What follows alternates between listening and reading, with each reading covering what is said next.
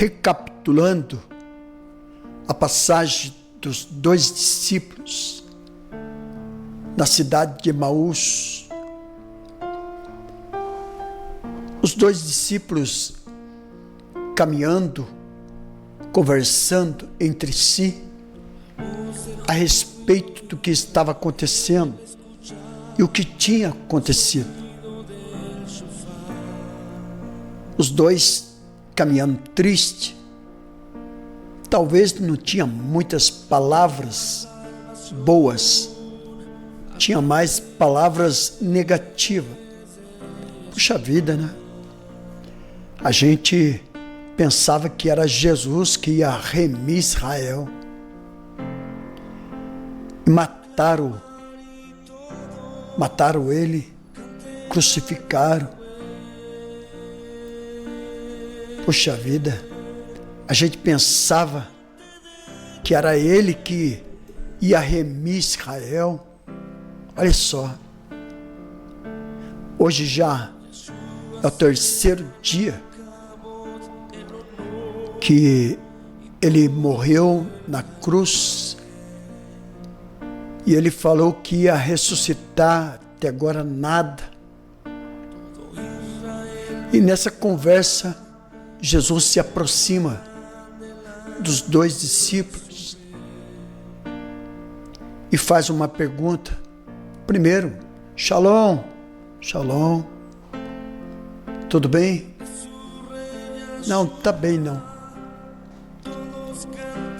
A gente tá triste porque Jesus, poderoso em obras, palavras,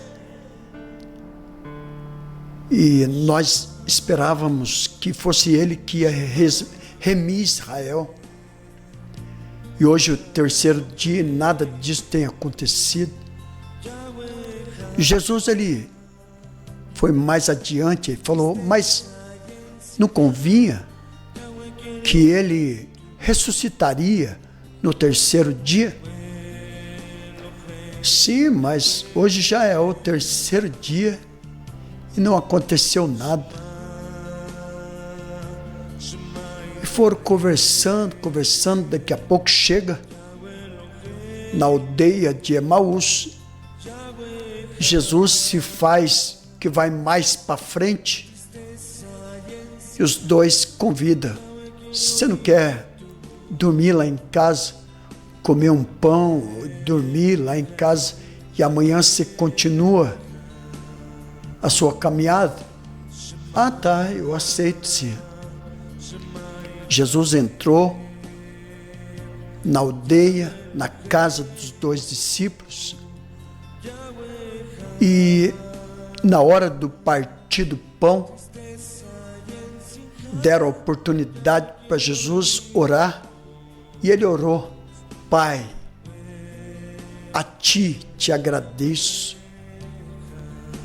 Na hora que ele falou Pai, os dois olharam um para o outro, e na hora que perceberam que era Jesus, Jesus desapareceu na frente deles. E depois veio o desespero. Olha,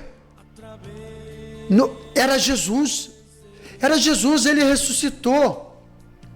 Imediatamente, ele volta para o lugar onde Jesus tinha falado que ia aparecer após a sua ressurreição. E o que eu quero enfatizar nessa passagem? Porque os dois discípulos estavam tristes. A tristeza, ela tampa a sua fé. A tristeza impede de você enxergar as coisas de Deus. A tristeza atrapalha você acreditar nas promessas do Senhor. Pois tem um provérbio que fala que a esperança demorada enfraquece o coração, mas o desejo chegado é a árvore de vida. Então nós temos que Se o Senhor prometeu, nós temos que acreditar, pois a base de nós recebermos a nossa bênção e a nossa vitória é crer. Você pode ver que Jesus, quando se aproximava de pessoas que precisavam de ajuda, ele dizia: o que queres que eu te faça? Eu quero ver. Você crê? Creio. Então, vê. Eu quero ser curado dessa enfermidade. Você crê? Creio. Então, seja conforme a sua fé. Então, muitas das vezes, a tristeza no coração, ela impede Deus trabalhar. E muitas das vezes, a tristeza também faz companhia com a murmuração. A murmuração, ela faz companhia para a tristeza. Porque quando nós nos entristecemos, começamos a murmurar.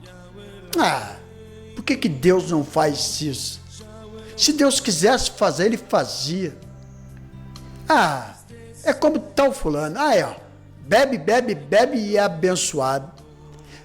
Enche a cara de cachaça e lá tem um ótimo carro. Ele fala até mal de Deus, mal de crente, xinga os crentes e está lá próspero. É que nem Asaf.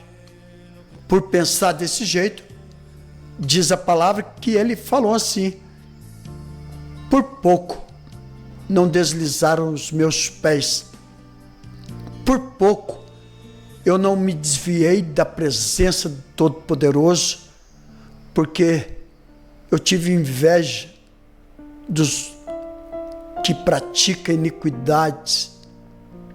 Muitas pessoas se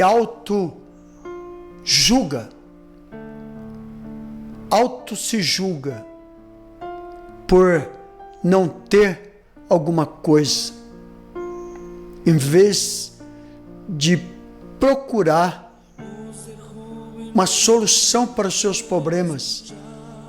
Muitas pessoas jogam tudo para o alto. E, na verdade, nós não devemos jogar a nossa felicidade para o alto. Eu vejo que tem tantos cristãos que são velhos de crente, velhos na fé, porém, acaba-se contaminado pelo costume, todos os dias a mesma coisa. Eu fico triste quando eu vejo pessoas, desviado da presença de Deus.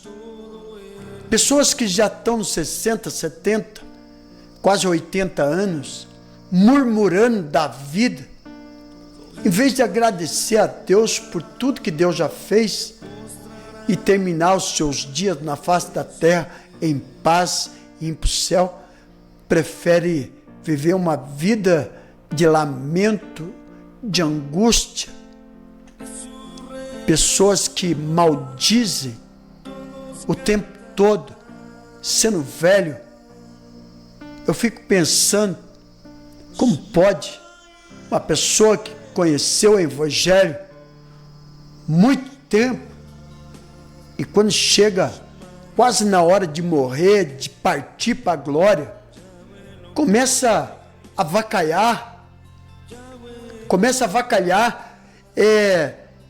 ser murmurador, fraudulento, começa a ser, não dá muito testemunho de bênção. A Bíblia diz que nós temos que escolher ancião para nos dar um exemplo, de nos dar um conselho. Mas ultimamente nós vemos tanto ancião que mais reclama do que dá um conselho bom para nós, para as pessoas mais novas. Então eu vejo que muitas das vezes o mais importante para Deus é o nosso fim. Se nós terminarmos bem, glória a Deus, mas se terminar mal, Deus não tem prazer. Hebreus 10, 37, que vai vir um tempo que o que há de vir virá e não tardará. E aquele que vem, ele não tem prazer naqueles que retrocedem. O Senhor vai vir e Ele não tem prazer naqueles que retrocedem, volta para trás na sua fé, apostata da sua fé. Deus não tem esse prazer. Então nós temos que ter noção daquilo que nós estamos lutando para vencer.